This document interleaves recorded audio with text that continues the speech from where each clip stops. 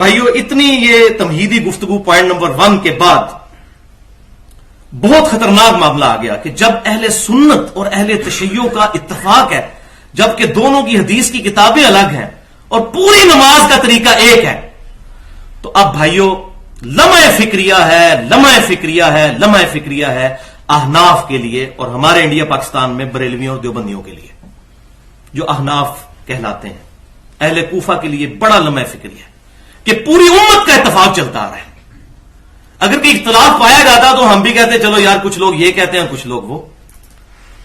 اچھا، پوری دنیا میں یہ معاملات پھیلے کس طرح؟ وہ بنو عباس کے دور حکومت میں قاضی ابو یوسف نے چیف جسٹس کا عہدہ قبول کر لیا، جس کے قبول نہ کرنے کی وجہ سے امام حنیفہ رحمۃ اللہ علیہ کو زہر دیا گیا، لیکن شاگرد نے وہی کام کر لیا۔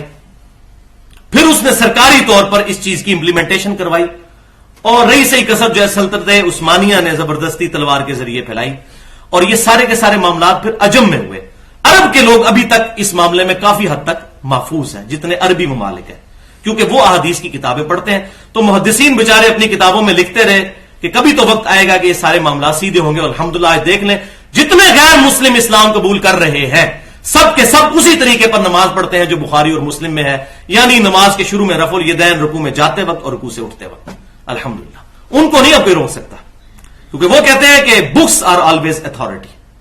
بٹ کے سپیلنگ BUT بٹ ہے یا BAT بٹ ہے، یہ ڈکشنری بتائے گی۔ ایک PhD انگلش کے نہیں BAT بٹ ہوتا ہے، تو پنجابی والا بٹ ہو سکتا ہے، انگلش والا بٹ BUT بٹ ہوگا، وہ ڈکشنری فیصلہ کرے گی۔ تو یہ جو کہا جاتا ہے اتنے بڑے بڑے علماء پاگل ہیں، تو علماء بھی کتابوں پر پرکھے جائیں گے، کتاب اتھارٹی ہوگی۔ اس لیے اللہ تعالیٰ نے کتابوں کے ذریعے انبیاء کرام علیہ السلام کو مبعوث فرمایا، اور انبیاء بھی جاتے وقت کتابیں امت کو دے کر گئے، شخصیات کے حوالے نہیں کر کے گئے۔ الحمدللہ۔